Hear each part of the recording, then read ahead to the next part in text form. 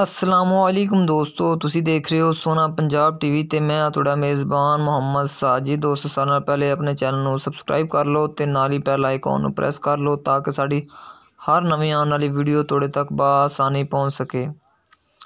अज असीं तुहाडे वास्ते दोस्तों एक चौथे सूए दी मझ लैके हाज़र होए हां ते माशाअल्लाह दोस्तों बड़ी लम्मी ते बड़ी सोहना थल्ले चड्डा भी है मझ दे ते 14 लीटर दुध यह वाली मझ तीजे सूए करती रही है दोस्तों। इन्हें चौथा सूआ इन्हें हुण सुना ते माशाअल्लाह दोस्तों बड़ी नस्ल जात वाली यह वाली मझ है ते हुण इन्हें चौथा सूआ सुना।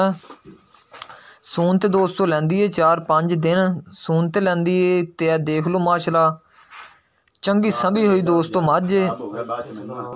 देख लो माशाअल्लाह दोस्तों चड्डा भी माशाअल्लाह बड़ा चड्डा है दोस्तों। 14 तो 15 लीटर मालक कहता है भी दुध देंदी है, ये चीज़ की गारंटी देंदे ने ते 1,85,000 रुपये दोस्तों यह वाली मझ की मालक डिमांड करते हैं। थब्बियां दे चड्डे ने ते थले दोस्तों ते 4-5 दिन सून लैंदी ते 1,85,000 चो कहते हैं प्यार मुहब्बत भी कर लागे। ते अगर जे यह वाली मझ किसी मेरे वीर भाई नूं पसंद आती है तो साडे नाल राबता करे। साडा राबता नंबर है 0304 96 13 234 साडा राबता नंबर है। तो मज़ीद दोस्तों साडी अगली वीडियो वेखण वास्ते अपने चैनल सोना पंजाब टीवी नूं सबसक्राइब कर लो। देख लो माशाअल्लाह दोस्तों बड़ा चड्डा है मझ थल्ले ते हल तक मझ तकरीबन 4 तो 5 दिन लैंदी सून ते मझ ने चंगी बनना है।